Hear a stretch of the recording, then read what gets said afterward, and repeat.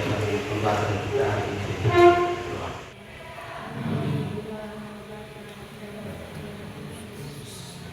Baik, silakan duduk.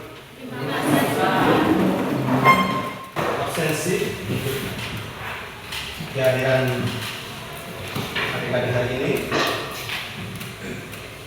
Albina Poi, Anastasia Beta, Justina Anoe.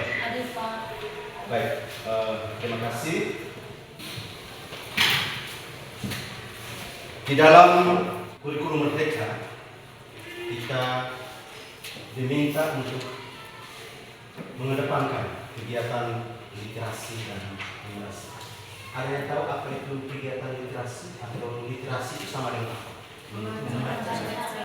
Mengapa membaca atau melaksanakan kegiatan literasi di sekolah itu penting? Karena membaca membantu kita untuk mencari informasi atau menambah ilmu pengetahuan kita setiap. Kita akan mempelajari sebuah materi, di mana pada materi sebelumnya kita sudah mempelajari tentang ruang lingkup biologi.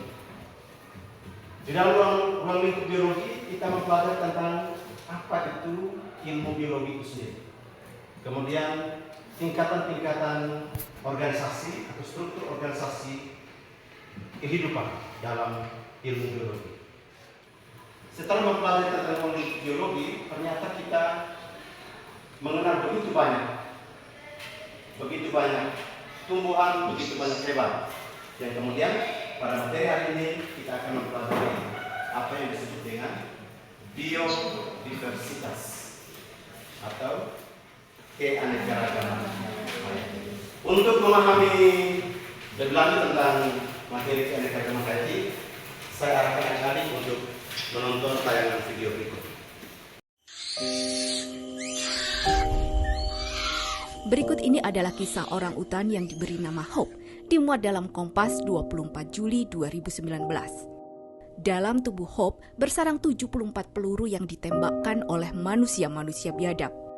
Ketika dihujani peluru, ia tetap memeluk anaknya dalam dekapan. Namun sayang, sang buah hati meninggal karena malnutrisi dan stres. Semua tragedi ini terjadi karena habitat hewan-hewan ini dirampas oleh manusia. Dengan enteng, manusia mencaci hewan ini sebagai hama. Padahal jika diibaratkan, merekalah pribumi dan kita adalah penjajahnya.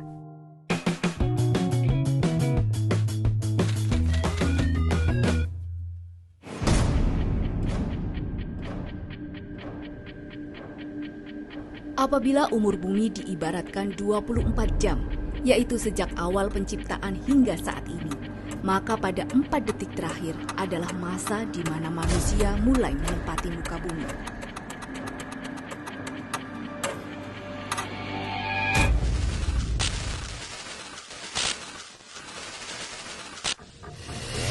Begitu singkat, tetapi kerusakan lingkungan yang telah dibuat begitu masif. Pada tahun 2014, World Wildlife Fund atau WWF memperkirakan 100.000 jenis satwa punah setiap tahunnya dari muka bumi. Angka ini 10.000 kali lebih tinggi dibandingkan dengan kepunahan secara alami.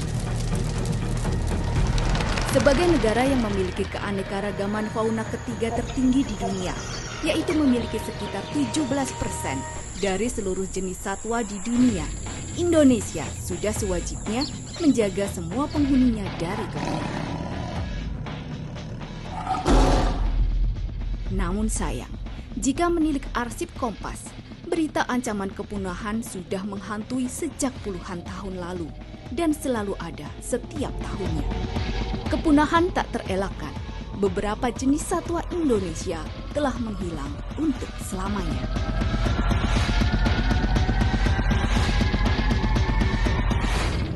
Untuk di abad 20 ini, yang sudah quote-unquote official, yang locally extinct punah itu ya harimau Jawa, harimau Bali, dan babi kutil yang ada di Madura.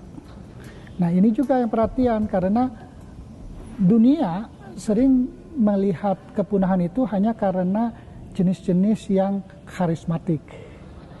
Nah ini juga menjadi permasalahan sehingga untuk data-data tentang jenis-jenis yang lain itu kita tuh bahkan hampir tidak punya. Pengamat-pengamat yang satwa-satwa yang tidak terlalu mempunyai nilai jual itu yang tidak ada, padahal itu kemungkinan yang laju kepunahan itu sedang berjalan. Contoh sederhana seperti kambing hutan yang Sumatera, seperti kelinci hutan yang Sumatera. Nggak ada yang tahu dan tidak ada yang memperhatikan. Meski memiliki sayap, bangsa aves tak bisa terbang dari jangkauan manusia. Jadi pada saat ini burung yang sudah dianggap punah itu adalah trulek Jawa atau Vanellus macroperus. Jadi dulu burung ini hanya ditemukan di pantai-pantai utara di Pulau Jawa. Nah, penyebab kepunahannya itu memang disinyalir ada perubahan habitat. Bayang-bayang kepunahan menghantui banyak spesies satwa di Indonesia. Potensi kepunahan itu saya hanya bisa mengeneralisir secara suatu kawasan. Pada kawasan yang rutin terdampak dengan suatu kebakaran. Pada kawasan yang rutin menjadi area perluasan kegiatan pertanian atau perkebunan. Perburuan liar ya jelas itu yang akan lebih kepada yang sangat mempercepat untuk perburuan. Ya kalau isu zaman sekarang kan yang paling dekat itu kalau harimau itu konstan lah begitu, tetapi kan ada yang peak banyak itu kan seperti terenggiling di Malaysia itu kan. Nah itu karena laju untuk bisa diekstraksi dari alam itu cukup tinggi. Jadi yang paling tinggi penyebabnya itu ya karena perburuan. Inilah contoh para satwa yang berada dalam situasi genting kepunahan. Mereka berada pada kategori critically endangered atau vulnerable. Warga Indonesia dipercaya oleh Yang Maha Kuasa untuk hidup berdampingan dengan keberagaman. Janganlah keserakahan mengkhianati kepercayaan itu. Mari kita ubah perilaku kita agar kita pantas dan layak disebut sebagai khalifah di muka bumi. Baik, siapkan satu nomor kertas. Kita melaksanakan kegiatan pretest. Nomor 1, langsung jawab ya. Jangan lupa ditulis namanya di atas untuk mempermudah pemeriksaan. Nomor 1, apa yang menyebabkan keanekaragaman hayati terancam punah? Baik, setelah menonton tayangan video sebagai suatu bentuk kegiatan literasi, ada yang bisa menanggapi atau ada yang bisa mengajukan pertanyaan tentang video yang ditayangkan? Saya akan mengajukan pendapat saya. Tadi kita menonton video yaitu kepunahan makhluk yang ada di kehidupan kita. Menurut saya, kita harus merawat, menjaga tumbuhan atau hewan-hewan yang ada di sekitar kita sama seperti kita merawat diri kita sendiri. Karena tumbuhan atau hewan-hewan di sekitar kita juga membantu kita, maka kita juga membantu mereka dengan merawat. Ya demikian, adik-adik, sesungguhnya dalam materi yang hari ini kita pelajari yaitu keanekaragaman hayati. Keanekaragaman hayati terancam punah apabila manusia tidak melestarikan. Baik. Sesuai dengan materi kita hari ini, saya akan menyampaikan tujuan pembelajaran untuk adik-adik sekalian. Yang pertama, peserta didik dapat mengidentifikasi keanekaragaman hayati melalui diskusi kelompok secara kritis dari berbagai sumber informasi yang tepat. Yang kedua, peserta didik dapat membedakan antara keanekaragaman tingkat gen, tingkat jenis, dan tingkat ekosistem. Baik, dalam kegiatan pembelajaran ini akan ada instrumen penilaian yang akan diberikan kepada anak. Yang pertama itu instrumen penilaian untuk kegiatan literasi. Ya, instrumen penilaian untuk literasi. Karena di sini nanti kegiatan keaktifan adik-adik dalam literasi itu Kemudian ada penilaian berkaitan dengan profil keluarga Pancasila.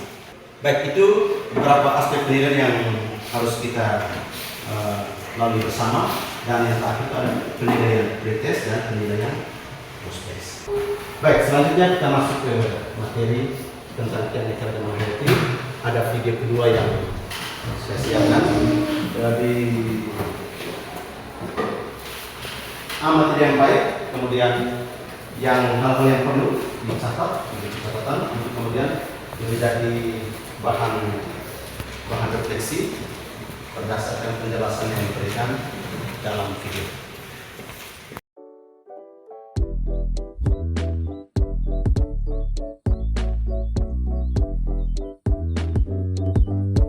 Keanekaragaman makhluk hidup sering juga disebut sebagai biodiversitas.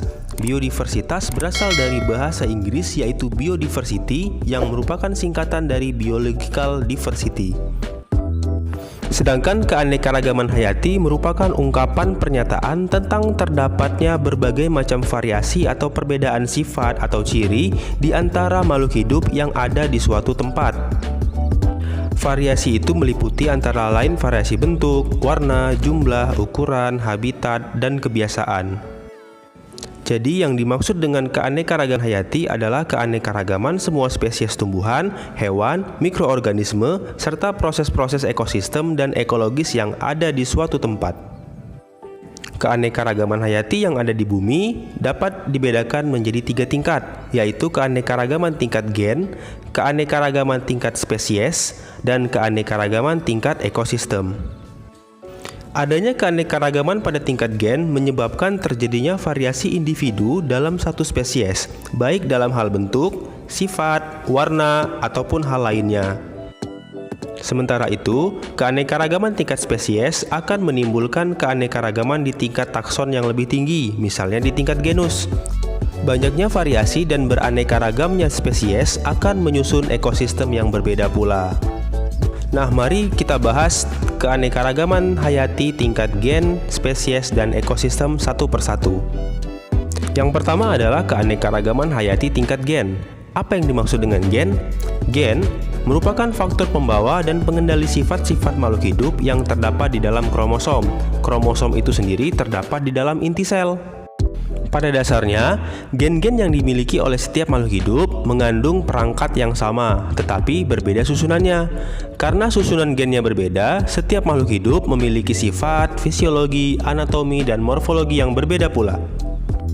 Setiap makhluk hidup memiliki gen yang sangat banyak dengan susunan yang beragam, sehingga apabila terjadi perkawinan dua makhluk hidup, akan terjadi rekombinasi gen dan terbentuk susunan gen yang baru. Hal inilah yang menyebabkan keanekaragaman gen menjadi makin tinggi.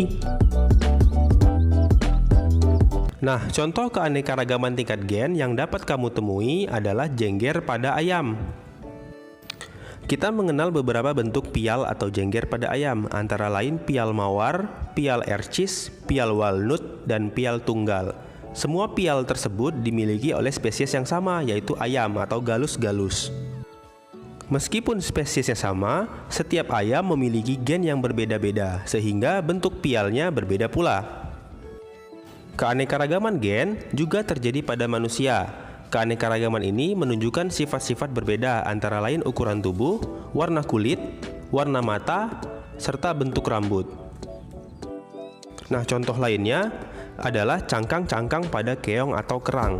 Cangkang-cangkang tersebut memiliki motif dan warna yang bermacam-macam. Hal itu juga menunjukkan adanya keanekaragaman pada tingkat gen. Motif dan bentuk cangkang kerang atau keong merupakan sifat yang nampak dari luar atau fenotip. Selain faktor genetik atau genotip, fenotip suatu jenis makhluk hidup juga ditentukan oleh faktor lingkungan. Oleh karena itu, dua makhluk hidup yang memiliki susunan gen yang sama belum tentu memiliki fenotip yang sama pula. Semua makhluk hidup dalam satu spesies memiliki perangkat dasar penyusun gen yang sama, tetapi dengan susunan yang berbeda-beda tergantung pada induknya. Hal itu yang menyebabkan timbulnya keanekaragaman pada tingkat gen. Nah, yang kedua kita akan membahas tentang keanekaragaman hayati tingkat spesies. Sebelum kita membahasnya, dapatkah kamu membedakan antara tanaman kelapa, aren, lontar, dan pinang? Atau, dapatkah kamu membedakan jenis kacang-kacang seperti kacang tanah, kacang merah, kacang kapri, dan kacang hijau? Selain itu, dapatkah kamu membedakan antara hewan kucing, harimau, singa, dan citah? Jika kamu dapat membedakannya, setidaknya kamu telah mengetahui keanekaragaman tingkat spesies atau jenis. Untuk mengetahui keanekaragaman hayati tingkat spesies pada tumbuhan dan hewan, kamu dapat mengamati ciri-ciri fisiknya, misalnya bentuk dan ukuran tubuh, warna, dan kebiasaan hidup. Contoh, kamu tentu dapat dengan mudah membedakan anggota keluarga kacang-kacangan antara kacang tanah, kacang kapri, kacang hijau, dan kacang merah. Hal ini disebabkan di antara mereka ditemukan ciri-ciri yang berbeda antara jenis yang satu dengan yang lainnya. Ciri-ciri tersebut diantaranya adalah ukuran batang, kebiasaan hidup, bentuk biji, bentuk buah, warna biji, jumlah biji, serta rasanya. Demikian pula halnya dengan tanaman kelapa, aren, lontar, dan pinang. Meskipun termasuk dalam famili yang sama, yaitu famili Arecaceae, mereka memiliki perbedaan ciri-ciri dan sifat, misalnya tinggi batang, bentuk daun, bentuk bunga, serta tempat tumbuhnya. Contoh lain adalah hewan dari anggota famili Felidae atau keluarga kucing, yaitu kucing, harimau, singa, dan citah. Di antara mereka terdapat perbedaan-perbedaan yang mencolok dalam hal perbedaan warna penutup tubuh, ukuran tubuh, tingkah laku, dan lingkungan hidupnya. Dapat disimpulkan pada keanekaragaman tingkat spesies, hewan atau tumbuhan memiliki famili atau genus yang sama namun memiliki spesies yang berbeda. Nah, coba kamu tulis di kolom komentar contoh dari keanekaragaman tingkat spesies yang lain. Oke, yang terakhir adalah keanekaragaman hayati tingkat ekosistem. Setiap spesies makhluk hidup memiliki tampilan atau ciri-ciri morfologi yang berbeda-beda. Hal tersebut dipengaruhi oleh gen yang dimiliki makhluk hidup tersebut dan lingkungan tempat hidupnya. Semua makhluk hidup selalu berinteraksi dengan lingkungannya. Lingkungan di sekitar makhluk hidup tersusun atas komponen fisik dan komponen kimia. Komponen fisik lingkungan antara lain iklim, cuaca, air tanah, udara, angin, cahaya, suhu, dan kelembapan. Adapun komponen kimia lingkungan misalnya keasaman, kandungan mineral, dan salinitas. Komponen fisik dan komponen kimia lingkungan disebut komponen abiotik, sedangkan makhluk hidup yang tinggal di suatu lingkungan disebut komponen biotik. Interaksi antara komponen biotik dan komponen abiotik akan membentuk suatu ekosistem. Komponen ekosistem yang beraneka ragam dan interaksi antara komponen tersebut akan membentuk keanekaragaman ekosistem. Keanekaragaman ekosistem dapat diamati pada tingkatan organisasi kehidupan yang lebih besar, misalnya bioma. Bioma merupakan komunitas ekologi yang utama atau formasi makhluk hidup, baik hewan ataupun tumbuhan yang menghuni wilayah yang luas. Bioma biasanya diidentifikasi atas dasar vegetasinya yang khas, misalnya tundra, hutan hujan tropis, dan hutan gugur. Bioma seringkali disebut ekosistem dalam skala besar. Keanekaragaman ekosistem di Indonesia disebabkan oleh adanya variasi iklim, kondisi geologis, serta faktor fisik dan kimia tanah. Berbagai tipe tumbuhan yang secara morfologi tampak sama dapat merupakan komunitas yang menempati tipe ekosistem atau habitat yang berbeda-beda. Berbagai tipe ekosistem yang ada di Indonesia antara lain adalah: yang pertama, ekosistem rawa bakau, terdapat di Pulau Jawa, Kalimantan, Sulawesi, dan Papua. Yang kedua, ekosistem hutan rawa, air tawar, dan danau, ditemukan di Pulau Jawa, Kalimantan, dan Sulawesi. Yang ketiga adalah ekosistem hutan basah dataran rendah, terdapat di Pulau Jawa, Sumatera, Sulawesi, dan Kalimantan. Yang keempat, ekosistem hutan meranggas kering, dataran rendah, terdapat di Pulau Jawa, Bali, dan Sulawesi. Selanjutnya ada ekosistem hutan basah pegunungan, terdapat di Pulau Jawa, Sumatera, Sulawesi, dan Papua. Selanjutnya ada ekosistem padang rumput savana dan padang rumput terbuka, terdapat di Pulau Jawa dan Nusa Tenggara. Lalu ada ekosistem pesisir pantai dan hutan pesisir, terdapat di Pulau Jawa, Sumatera, Nusa Tenggara, dan Sulawesi. Dan yang terakhir ada ekosistem gunung api dan kaldera, dapat ditemukan di Pulau Jawa dan Pulau Sumatera. Keanekaragaman ekosistem tersebut menunjukkan keanekaragaman spesies yang hidup di dalamnya. Makin beraneka ragam penghuni suatu ekosistem, makin stabil ekosistem tersebut. Kestabilan suatu ekosistem dapat terganggu apabila salah satu komponennya hilang, rusak, atau punah. Jika kestabilan ekosistem terganggu, perlu waktu lama untuk memulihkannya. Jadi ketika kamu berdiskusi dalam kelompok, pertanyaan-pertanyaan itu disebut sebagai masalah. Ya. Pertanyaan-pertanyaan yang diatur dalam KPD itu boleh disebut sebagai masalah. Artinya, sekarang kamu dalam kelompok, satu kelompok 5 orang dan ada yang di sana 6 orang itu, kamu berupaya untuk mencari solusi atau dari mana yang ada. Contohnya kecil, ada yang besar, ada yang banyak.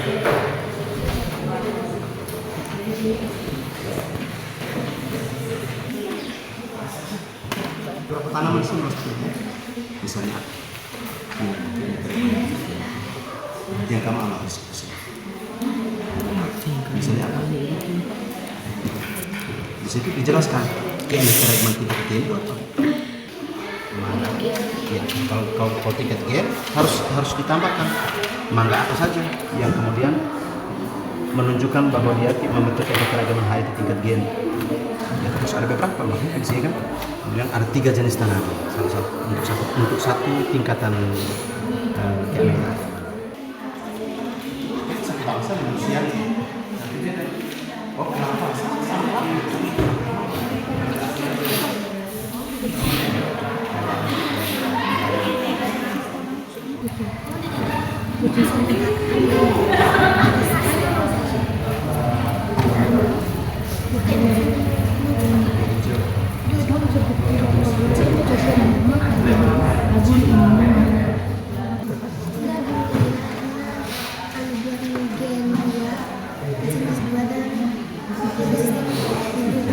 Cari tanaman-tanaman yang memiliki bersama tingkat. Maksudnya ini yang dimaksud kontribusi dengan satu tanaman. Lalu tingkat gen, tanaman apa saja yang kamu ambil yang masuk dalam tingkat gen? Soal berdasarkan hasil pengamatan kalian, tanaman apa saja yang termasuk ke dalam keanekaragaman tingkat gen? Tumbuhan bunga miana yang memiliki perbedaan warna ciri dan bentuknya sama, tetapi warna yang berbeda. Misalnya ada warna putih, merah, dan juga warna lain. Baik, perhatikan. Berdasarkan pengamatan kelompok 1 bahwa mereka mengamati keadaan sekitar dan menemukan salah satu jenis tanaman yang memiliki perbedaan tingkat gen, yaitu bunga miana. Pernah lihat bunga miana? Seperti yang ada di sana. Itu dia memiliki bentuk daun, batang semua sama ya. Yang berbeda hanya warna daun. Ada yang ungu, campur hijau sedikit. Itu menurut kelompok 1. Kelompok 2, silakan nomor 2. Berdasarkan hasil pengamatan kalian, tanaman apa saja yang termasuk ke dalam keanekaragaman tingkat jenis? Mengapa? Kacang tanah, kacang merah, kacang kalping, dan kacang buncis. Karena memiliki kulit yang berbeda serta bijinya yang berbeda. Baik, itu saja yang kami. Baik, terima kasih tepat untuk kelompok 2. Nomor 3. Berdasarkan hasil pengamatan gambar ekosistem, bagaimana hubungan antara komponen biotik dan komponen abiotik? Jawaban: manusia membutuhkan tumbuhan yang menghasilkan oksigen untuk memenuhi kebutuhan hidup seperti manusia dan hewan untuk melanjutkan hidup. Apa yang menyebabkan terjadinya keanekaragaman tingkat ekosistem? Jawab: keanekaragaman ekosistem terjadi karena adanya perbedaan letak geografis. Perbedaan letak geografis ini menyebabkan terjadinya perbedaan iklim. Pada iklim yang berbeda pasti terdapat. Baik, berdasarkan lembar kerja yang adik-adik lakukan, kira-kira apa kesan atau apa perasaan adik-adik setelah mempelajari tentang keanekaragaman? Karena dengan belajar Tentang keanekaragaman. keanekaragaman hayati, kami bisa mengerti karena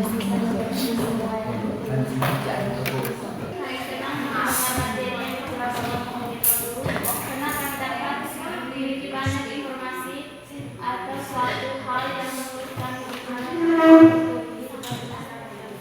Baik, ternyata materi tentang keanekaragaman hayati itu penting untuk dipelajari. Setelah melihat, oh ada keanekaragaman tingkat gen, oh ada keanekaragaman tingkat jenis, oh ada keanekaragaman tingkat ekosistem. Apabila salah satu tingkat keanekaragaman itu punah, apa yang terjadi?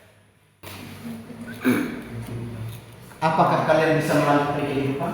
tidak bisa. Berdasarkan kamu punya contoh-contoh tadi. Sekarang katakan yang tingkat gen tadi itu ada hewan juga ada tumbuhan. Apabila hewan dan tumbuhan itu mati, apa yang terjadi? Kita tidak bisa melanjutkan. Mengapa? Karena antara komponen biotik dan abiotik saling berkaitan, saling bergantung, timbal balik. Kita mempunyai tanggung jawab yang penuh dan mempunyai kesadaran untuk menjaga dan merawat semua keanekaragaman hayati supaya hutan tidak ditebang, hutan tidak dibakar, supaya hewan-hewan yang ada di sekitar kita masih tetap hidup. Selama ini kan masih banyak, termasuk banyak sekali perburuan di sekitar kita tidak. Baik, yang terakhir setelah mempelajari singkat ini kita mengerjakan podcast, siapkan kertas. Ini 5 nomor ya. Nomor 1. Nomor 1, apa yang dimaksudkan dengan keanekaragaman hayati? Yang kedua, sudah tahu? Mengapa keanekaragaman hayati penting bagi kehidupan manusia? Nomor 3, apa penyebab menurunnya keanekaragaman hayati di dunia? Nomor 4, kita. Apa sikap kita untuk menjaga kelestarian keanekaragaman hayati? Nomor 5, sebutkan 3 jenis keanekaragaman hayati. Materi berikut kita akan mempelajari masih tentang keanekaragaman hayati dari ancaman dan manfaat dari keanekaragaman hayati. Terima kasih untuk bersama kita hari ini, terutama dalam kegiatan-kegiatan diskusi. Mudah-mudahan materi yang ini membawa manfaat bagi kita sekalian. Sekali lagi tanamkan sikap mencintai keanekaragaman hayati yang ada di sekitar kita. Karena apapun yang terjadi, kita akan sangat membutuhkan semua yang ada di sekitar kita, termasuk sesamamu, teman-temanmu, bapak ibu guru, lingkungan sekitar. Kita saling bergandeng tangan, kita saling bergantung satu sama lain, karena kita tidak hidup tanpa peran lain, tanpa tanaman, tanpa makhluk hidup. Baik, terima kasih. Selamat siang. Mohon maaf apabila ada hal-hal atau kata-kata yang tidak berkenan. Kita tutup kegiatan kita dengan doa.